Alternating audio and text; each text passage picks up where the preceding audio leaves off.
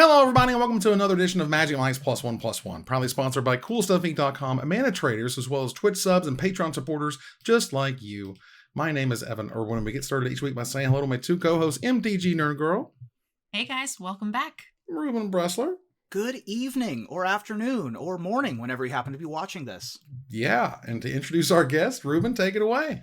Hey, everybody. I am very pleased to introduce Daquan Watson, aka PowrDragn, who is a Magic YouTuber, streamer, podcaster, commentator, writer, event organizer, and player with more than 20 years of gaming industry experience. Woo. Please welcome PowrDragn. Yay. Welcome. Thanks for that. That was awesome.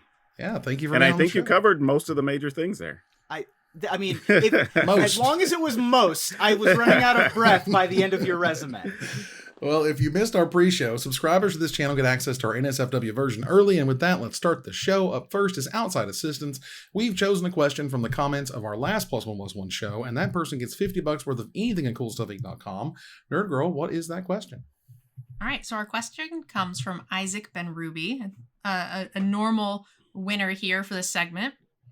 All right, so let's say, PowrDragn, that you're in Magic product development and Morrow comes to you and says, you get to design the next Magic story arc. What would you create? What types of things would you have as far as themes, tropes, cards, reprints? What would you like to see in a new Magic product arc? Honestly, I think we could get away with doing like a Western theme. Because there's so many things that fit that. Like you could have like different types of ghost and shootout mechanics and just like all kinds of fun things you could do with that. Like I think that'd be pretty sweet, honestly. And I don't know, I feel like if we go back and really thought about the tropes, hell, we could bring back horsemanship. Because that's a thing we haven't had on a product for, 18 years? Like something like that, 20 years?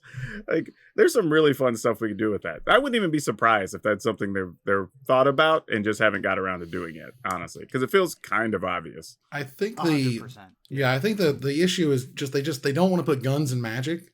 That's Fine. that magical Rubicon. Metal slightly bent wands is all we need. We could use wands. We could shoot stuff from our fingers. We did it with like Strixhaven had some images of that. Like we've had it in a few places where you have like blunderbusses or whatever with weird things. Mm-hmm. So like, we could do it. Just not like Uzis, Magic cannons. Yeah. No, of course. But yeah, as someone who has played in like a Western themed LARP and who has a bunch of friends that like to be like Western vampires in their vampire game. Mm-hmm. It's a great, and also there's like a bunch of RPG settings like Savage Worlds. There's a bunch of Powered by the Apocalypse settings. It makes perfect sense to have werewolves and vampires in 1800s Colorado, you know? Yeah. All right, so Isaac Ben Ruby, thanks for being a part of the show. Please contact us on Twitter DMs at MagicMikesCast to get your prize. And we'll move on here to the sort of the main phase of the show. And PowrDragn, how would you kind of introduce yourself in terms of your experience in the industry? Because this is sort of the tail end of what you've been doing for a long, long time. Yeah, I will say like my whole adventure is very abnormal. Like it doesn't follow any real timeline that makes any sense. But when I was 21, I took over running a game store, which was unreal, but It was kind of like right place, right time. And I just took a shot at it. And then I did that for like 16 years. And in between there, I did a bunch of other little things, working on some different game projects, ran a convention, all these other things in between there. But when I sold the business off, I decided to go work for Wizards of the Coast for about 2 years. I was in their trade marketing department because that dealt with retailers and, And then I moved from there and went to Card Kingdom, worked for them for a couple of years, and then I decided to go back in business for myself. So for the last 3 to 3.5-ish years now, I've been doing content of a ton of different varieties. And that was exciting because shortly after I got started, this thing happened in the world that shut a bunch of things down. So my content took a turn and a change, so I had to adapt. But it's worked out well, so I cannot complain in the least. Wow. Amazing. Now, so you took over a game store. Were you playing Magic at this time already? Yeah, I was actually in college at the time, and I was working for the guy that owned it. And true story, he comes back from a convention, and he's going on about some women he saw that he was excited about, and then jumped to, hey, I'm thinking about selling y'all the store. And we're like, whoa, time out. like say what? And it was one of those things where, I'm a I guess at the time, 20, 21-year-old kid. And I have virtually no money as it is. So I'm like, what's the gamble? If I fail, I still don't have any money. So yeah, let's do it. And I bought a business. Honestly, we paid more than it was worth, but I finagled it to where we were able to buy a business with literally no money down and paid it off over the next like 6.5 years. And fortunately it worked. Now, was that a loan through the owner or a loan? Did you guys get like a business loan? We did it all through the owner. And it was set up to where had we not paid, I believe, like 2 months in a row, he would be able to revoke ownership. Mm-hmm. So it was an all-in, like, bet on yourself type gamble. But, being stubborn and not having anything else to do as a 21-year-old kid at that point, it was like, why not? And it worked. Now sorry, I was just going to say, where does the name PowrDragn come from? That's actually an easier story. When I was in college, tell you how old I am. I had a roommate that was trying to set up an AOL account, right? And he must have been sitting in front of the computer for about 15 minutes, and everything he tried was taken. So it's like, dude, just slam words together, then take out a letter or two, and like it'll obviously work.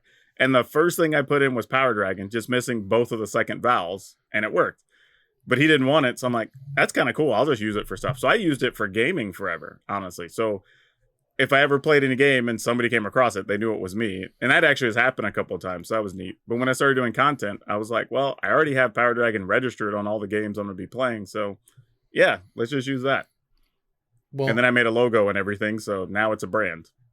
Being in the business that long, I certainly know that you've seen games kind of come and go through the store. Right. Was there one that you like really loved that died out anyway, and you were just like, I wish they just kept going? Oh gosh, WWE Raw Deal. I spent a long time. I even worked with them on that one. That was really fun. Nice. There was another early one, maybe 97-ish, called Doom Trooper. Mm-hmm. That was a card game that was kind of neat. But yeah, there's a few here or there that I thought were kind of cool, but they were a lot of them. Some of them weren't even like 2-year-long games. They had such short lifespans. It's really sad. Yeah. But I think it was just one of those things where a lot of people were trying to capitalize on Magic's popularity, and just you just can't capture the same lightning in a bottle. That's true. So how into Magic were you before owning this card store, and then like how much of that is maybe after? Which was the first, the chicken or the egg? Oh, definitely Magic first. Like when I went off to school, I literally had some clothes, some dishes, like 1.5 paychecks I'd saved up from my job, a few supplies I thought I might need, and 2 boxes of Magic cards. Those were the things I took off to college with me. So yeah, I was definitely all in on Magic. But it was easy to carry. It didn't take up a lot of space. Like I knew I was going to be able to find people to play with and immediately connect with some group of people somewhere. So it definitely served a purpose even before I had the business. So at this point, Wizards has kind of gone all in on making as many products as they possibly can. And where are you at this point? Sort of our new normal of dozens of products all the time. It's an interesting thing, right? Because having been at Wizards, I can say that like it's a tough thing because there are so many different segments of players, like way more than any of us even think about on a daily basis. And I get what they're aiming for by having all the products, right? Is any individual player or player type is probably only going to be interested in like 3 to 4 products throughout the year. The problem is that all those things coming out dominate all this messaging, right? And you see it constantly. And it's all like, it feels like we're not in preview season for only like 2 or 3 weeks at a time, right? It's just like, it's another thing and another thing. And I think that wears on people after a while. And I don't think any of us need to own every card or buy every product, but that becomes the narrative, right? And it just gets hard to avoid. And it's on the one hand, I think it needs to slow down or even just change the structure of what some of those products might look like or what they're offering.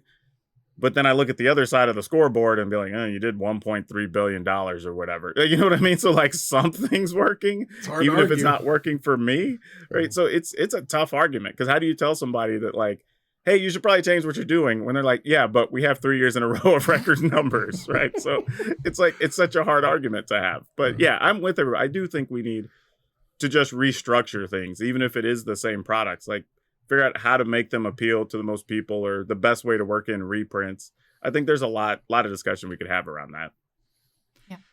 Now, How does all of the influx of product change your content? Because I know you do a lot of like sort of reactionary stuff and like shorter snippets about what is coming up with Magic, whether that be product or like on Arena, things like that. So is it helping you create content easier, or is it becoming harder and harder to determine which things you should be making content about? A little bit of both, in the sense that, like, if I just need something to talk about, there's definitely going to be Magic news, right? Like, if I'm like, I don't know where to put this, I'm like, oh, well, there's some topical stuff we could cover for the next 48 hours. But I also end up ignoring a lot of it. Like, I look at some stuff and go like, I'm not going to be playing that on Arena or making content for it, so that's not a release that matters for me, right? Like, there's a product coming out that I'm like, I'm not going to really do any box openings or anything, and I'm not playing, I don't know, let's say Modern much for the next couple months. I'm just not going to worry about it and just stay on focus of what I'm actually doing, right? Because that's kind of the real secret to social media and content anyways. Like, maximize your lane, right? You don't necessarily try to do everything. It's okay to kind of dip your toes here or there, but just know where to keep your focus. So for a lot of it, I just don't even worry about it, to be honest. Same. And so you do a decent amount with Arena stuff. And I'll be honest, I don't pay attention to the Arena only cards. But it's a big part of the draw of Arena. Do you find that your audience is asking for those Arena specific cards and coverage? Or and on the flip side, what about things that aren't on Arena that are only printed live? I would say that my audience really isn't. They kind of just accept whatever I give them. And if there is a thing and I explain why I am or am not interested in it, they just kind of go, all right, cool. And then that's the end of it. Because, like, I don't think the idea of alchemy cards in particular are awful. I just personally don't like them because I don't enjoy how they work just in the scheme of Magic. Like, just the randomness of things appearing in my hand I can't search for, or like randomly getting to draft from this pile of like 15 cards or whatever, like, 2 or 3 things. Like, there's just a lot of things that feel like they're happening just because, like, we need an excuse to use that digital space, right? I don't feel like they're really using it in the best way possible. Like, I would love to see more cards that maybe when they died, they came back into play larger with some special ability or something, right? Something that would be hard to track in paper, but you could do it really cool in a digital space. But right now, I don't feel like we're doing much of that. It's kind of just randomly searching and finding things and whatever, just almost a way to use it as a randomizer more than like, hey, there's this really cool thing we could do in that space. The biggest thing I'm hearing right now from players is they'd like to have alchemy not affect historic. So historic could just be actual cards that exist, just older ones that are on Arena, and then actually have something with alchemy cards. But outside of that, it's not really too much of a discussion, really, with most people I know that do Arena content. Isn't that Explorer, though? No, Explorer actually is closer to what Pioneer will be in the future once they get all the cards on there. Like, there's Modern Horizons 2 cards, for example. They're both the set of cards that exist on Arena. One just also has the alchemy cards, I thought. No, there's extra ones. Like I said, the Modern Horizons 2 stuff. There were some Modern Horizons 2 reprints and like jump starts, and those technically aren't in. Yeah, there's a whole pile of stuff. Pretty much. Okay, so those are not in Explorer, but they are into Correct. the alchemy side or into the historic side? Historic, yes. Yep. I see. Yeah, so they historic. want the cool funky stuff, but not the Arena funky stuff. Exactly. Right? Yeah, because historic basically allows every single card that's been made for Arena. Like, everything can be played there. It's their legacy, I guess, if you want to call it that, for the platform. Except Oko, which you still can't play in anything. They haven't even like fixed it or nerfed it or changed it. They've just left him completely unplayable for years and years and years. That card because everybody's is so wild. traumatized, they don't want to reopen that and draw attention to the fact that it was so busted before. They did an event where they made him cost 5 and he was fine. Just make him cost 5. It's okay. No, I think Nerd Girl's onto something though, because I remember even years ago when we did the bannings around the creature that you could sacrifice artifacts to, and then like Arcbound Ravager. Yeah. Right. That was a big deal in Standard. And then they ended up leaving Ravager, but they banned like the artifact lands and a couple other cards. and people still didn't want to play because like the boogeyman was still there, right? It didn't matter that it was weaker. It was just like the fact that it still existed kept people from wanting to play. So I kind of get it when you say like everybody's traumatized by Oko. I'm just like, yeah, just keep it out so people don't even have to worry about it or hear about it. You know, it's a PR thing more than anything else. Right. I mean, and speaking of PR, we've gone from the Brothers War literally gave us the first serialized cards. And we're what, like 4 months, 5, I guess technically about 7 months when Lord of the Rings comes out, to a 1 of 1. How do you feel about those serialized cards and ramping up that hard? What's funny is when I saw the serialized cards and then I saw they were doing Lord of the Rings, I actually joked on one of my videos about like, man, how wild would it be if they just did a 1 of 1 for like the One Ring, right? I didn't think they were actually going to do it. Like, and then I saw the video and I went, those they actually did it. like the Mad Lads did it, yeah. That's right. Yeah. So I don't have a problem with it though. I think if we're in a world where we want reprints or we want stuff to be available, like you still need something to be valuable and collectible. Because I think people forget that, you know, Wizard gets a lot of free press from like Forbes magazine and Kotaku and whatever, when they can talk about this crazy sale of a Lotus or some new old card finally crossed being a $5,000 card or something or whatever, right? Mm-hmm. You need those to stay there and keep your game valuable and keep people buying product. Otherwise, we're all opening up a bunch of cards that are never going to be worth more than like $3 to $5, right? And that's not exciting to anybody. So I don't have a problem with the serialized cards at all. I think it's actually a good way to have a collectible version of something while still having a regular one available. Because I think what got lost in like the Lord of the Rings announcement is the thing with all those soul rings. Yeah. Like those are going to be cool to have. And I bet you a lot of those are going to be really expensive. Yeah. But we all kind of got stuck talking about this, I don't know, potentially $500,000 1 of 1 or whatever, right? Mm-hmm. So yeah, kind of crazy. I think it's too much. I might be the only one on the team here, but I feel like once you cross into Willy Wonka territory, I'm off of it. Like, I agree. We want it to be fun and exciting.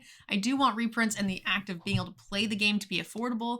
And so then you have to make these extra special things to sort of keep some value in something. And this is an item like that.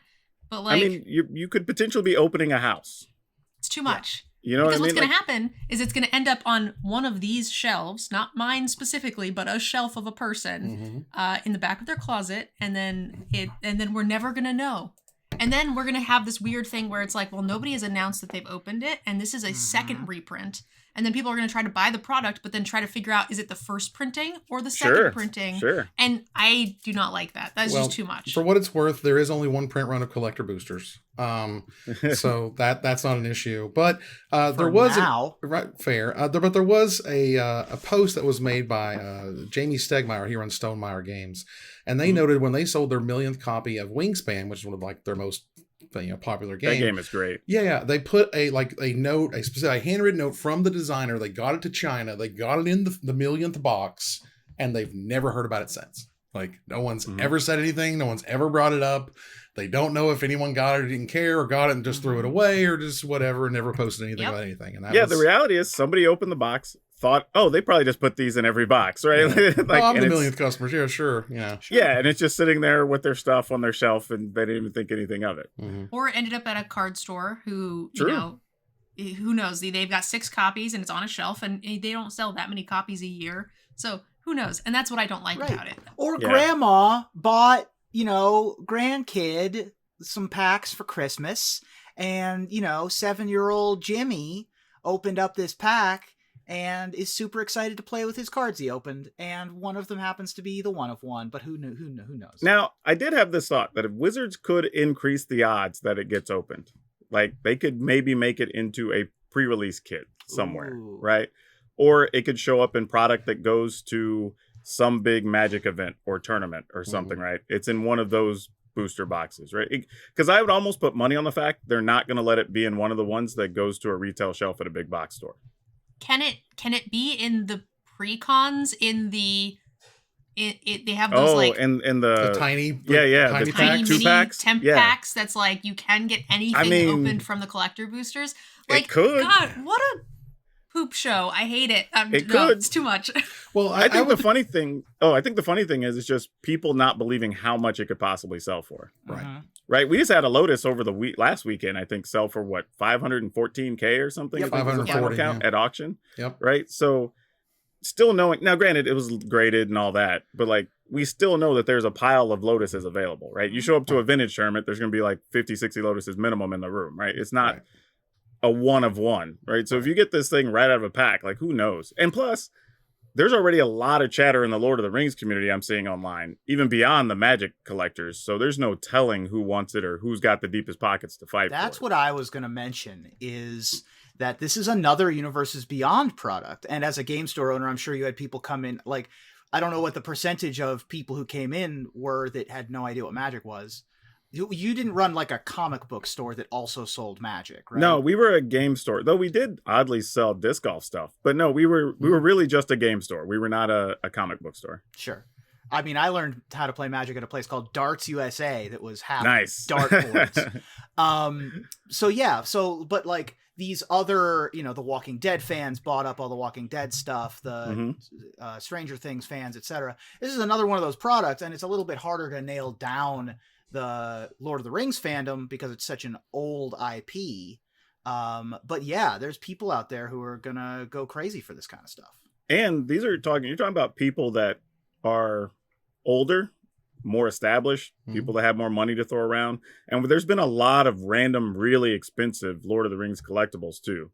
People have done like replica rings and swords and where they're sold for tens of thousands of dollars already. So we know that community is willing to spend. Yeah, the restriction that there are no artist proofs and all the art has to be digital just broke my heart because, I mean, the One Ring painting, right? That is also a one of one, right? Like, these things would have been huge. And I also think that I think the idea that you get something with like a redeemable card is viable. I think, for example, why would they put that card into actual packs versus what the sports cards industry does, which is you get a redeemable card, you go to a website, you put it in the thing, and they'll send you your part of a uniform or whatever it is that you want out of it. Versus again, you open up a bajillion-dollar card. Wouldn't it be better for them to sort of bring you to Wizards and give you the Willy Wonka experience and present you this card? Because I think part of it is that, I mean, the instant that set comes out, there's going to be so many fakes. I mean, there's going to be fakes for days. There's going to be people who've opened it on camera and showing you, and it's just a fake because you don't really know what the real one looks like. And I think that could be an issue. But what I was thinking was, wouldn't it be cool if they were to give out original artwork based on that, right? You open a card. Yeah, that would be neat. You get the OG artwork of so-and-so, you send them to the thing, or you fill out the form and they send you the artwork for that. And I thought that'd be cool as hell. It's interesting because I know it's an expensive license to get, and a lot of those, I guess you want to call them like legacy companies that have those type of licenses are always hard to deal with. So I wouldn't be surprised if some of that was just dictated by them on how they deal with it, because I did some work with Comic Images years ago. We were actually going to try to put out a Godzilla card game, and the company from Japan that licensed that was so rigid on their requirements. Like even if they've approved artwork for something, if you move that artwork to a different card, they had to approve it, right? You changed the wording on how a card works because you changed something in the rules. They had to approve it. And it just got so cumbersome. They decided to just kill the project altogether because you'd end up having to make 20 or 30 changes, batch them, send them over, wait like 2 or 3 weeks for them to respond, and basically just rubber stamp everything. And, so I can only imagine what Lord of the Rings has got to be like at this point, especially since the movies come out and the franchise has got a whole second life. Yeah, I know some people who have to work with Marvel, and it's a lot. Approvals. Yeah, here Disney's not the approvals. Easiest, right? Everything must be approved over and over again for approvals. But, so you've sort of moved on from that into this new era of content creation. You've also done some commentary. You've been a guest on a bunch of shows, and you're obviously a writer, pretty prolific writer. When you moved into content creation, what did that look like? You sort of one day woke up and was like, I have a voice and I want to use it. This is what I want to do now. Time to get rid of the store. Like, what was in the transition? It actually was a matter of something I'd been thinking about for a while, right? Because I knew some people who did it here or there over the years. And I actually worked on the first Magic podcast years ago, which was actually kind of funny. So that wasn't really foreign to me, but I realized like a lot of stuff is very similar, very stale. People are just copying the thing that's already there. The other thing is, like, I realized I had a very excuse me, like a unique perspective on things because of my history and like things I'd done in the industry. So I was originally going to focus at least my video stuff on the game industry business side. And I had already started talking to different retailers I knew to like, I was going to do like road trips between stores and interview them and kind of how they got started. And like, so people just understood, because I think that's kind of the tough part for a lot of retailers is there's players that just make a lot of assumptions and they don't know anything about what goes on the business side. So I was going to kind of add some clarity to that part of the business. And then also I had called some people I knew that were working conventions and whatever and saying like, hey, can I come in? Would it be cool if I did some interviews? Could I walk around? Could I get a press badge? And started to get everything lined up. And I was literally, I think like 2 days from starting to try to book plane tickets. And then I started getting phone calls of just like, hey, I don't know if we're going to be able to do these events, or like, hey, I'm hearing they're going to shut some stuff down. And then like a week after that, everything was being shut down. And, and that was February, March, 2020. Yeah, 3 years ago, I went home to work from home for just a few weeks. Yeah, exactly. I'm right? still here. And I'll be honest, I thought it was going to be more than a few weeks, but I thought realistically like 6 months. And then the 6 months came and went, and I was like, okay, well, maybe a year. And then that came and went. I'm like, okay, this is just our new life now. This is just who we are, right? This is what we do here. So I made a big pivot on just what I was going to focus on, how I was going to talk about things. I mean, I still had like business cards, lav mics and stuff I bought for stuff that never got used. Like for the first project, they're still sitting in a box. Goodness. But it worked out. I can't complain at all. I just shifted. I was fortunately, because of the business mind, I realized how stuff was going to have to shift. So I was like, okay, well, you can't run tournaments. People are going to be moving stuff online. So I started reaching out to people like, hey, do you need commentators? Do you need people to just pop in and help out with stuff or whatever? And I spent that whole first year just making every appearance on every podcast, YouTube show, whatever I could do, just to stay busy. And I tell people like the first COVID year was probably the busiest I've ever been in my life. And that includes when I ran the store or whatever. Like it was crazy. Yeah, there was definitely, and also the fact that organized play went away and Magic sales increased, which just blew so many people's minds. I can't tell you how people, equated if the game did well in tournaments and tournament attendance, the game was doing well in sales. And I don't, at this point, I'm not sure what it has to do with anything in terms of sales. Well, the funny thing was, that was another thing from business history that I knew Magic was going to be fine.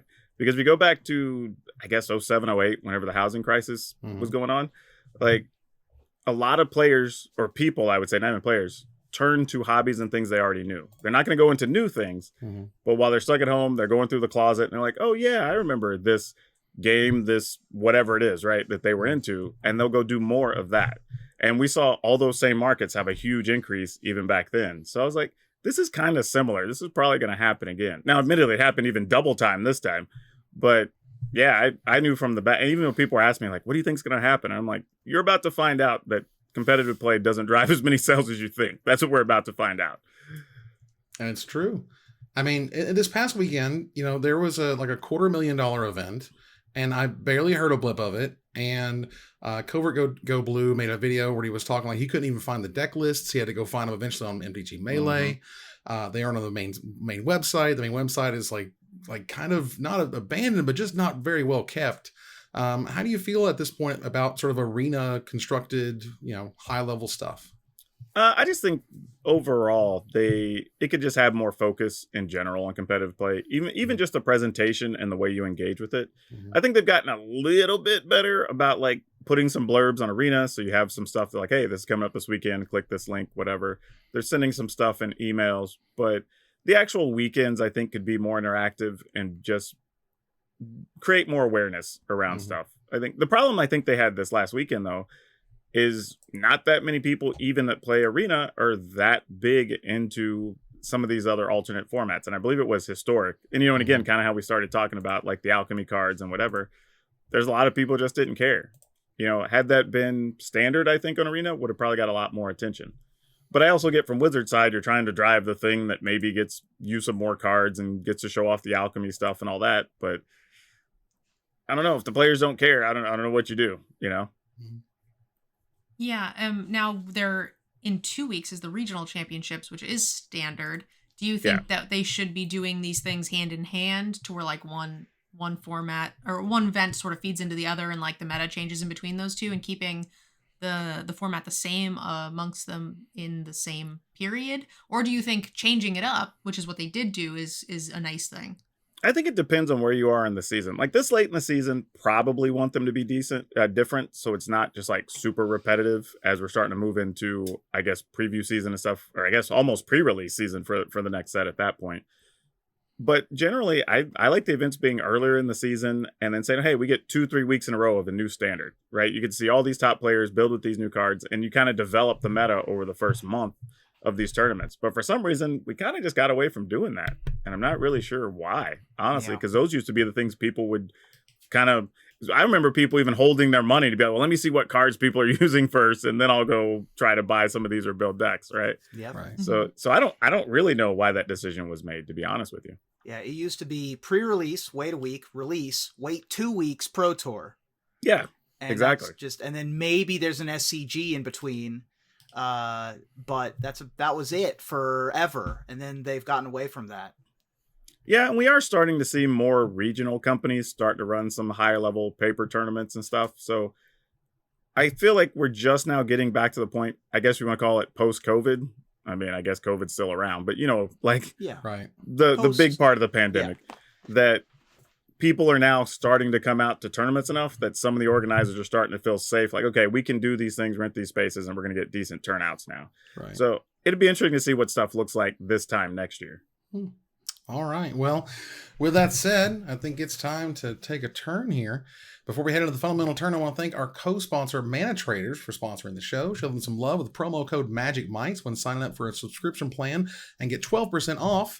Try out and play all the sweet and unique formats that only Magic Online has available. And now on to the fundamental turn. All right. So again, this is a quick fire set of questions. Just the first thing that pops in your mind, and we'll get moving on.